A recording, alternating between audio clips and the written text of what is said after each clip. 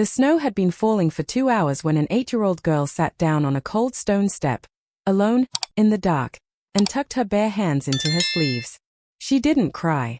She didn't scream. She waited. Because the grandmother inside the house had told her to. Before this story goes any further, take 1 second to subscribe and hit the like button. Because what you're about to hear is the kind of story that changes how you think about family, silence, and what it really means to protect someone you love. My name doesn't matter as much as what I did. What matters is this: I'm a real estate attorney. I close property deals for a living. I know what a deed means, what a signature means, what a forged name on a legal document means. And the day my mother decided to sell my house, while I was in court, while my daughter was walking home from school, she forgot every single one of those things. She forgot who she was dealing with. That was her only mistake. And it was enough. Let me take you back to the beginning. Not the dramatic beginning, the quiet one. The kind that doesn't feel like anything until it's already too late. I lived on a narrow street called Beerwood Lane.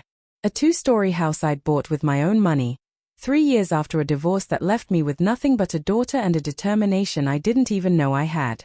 I paid that mortgage off early. I filed the homestead exemption myself. Every line on that deed was mine, earned and protected. The kitchen table was covered in Lily's artwork. Crane horses. A lopsided sun. Stick figure families that were always just the two of us. By the front door, on a small brass hook, hung a pair of bright red mittens. Lily lost everything else. Never those mittens. She was 8 years old, going on 40. The kind of child who corrected your grammar and then asked you to check under the bed for monsters. She was my whole world, and I had built 4 walls around her on purpose. My parents lived 12 minutes away. My mother, 63 years old, sweet when she needed to be, calculating when she thought no one was looking. My brother Greg, 31, perpetually on the edge of some comeback that never came. And my father, quiet, soft, the kind of man who stayed in the car. That morning, the forecast promised a foot of snow by dark. The school called early, and I had a court hearing I could not reschedule. 40 people were waiting on one signature. So I did the thing that cost me something every time I did it.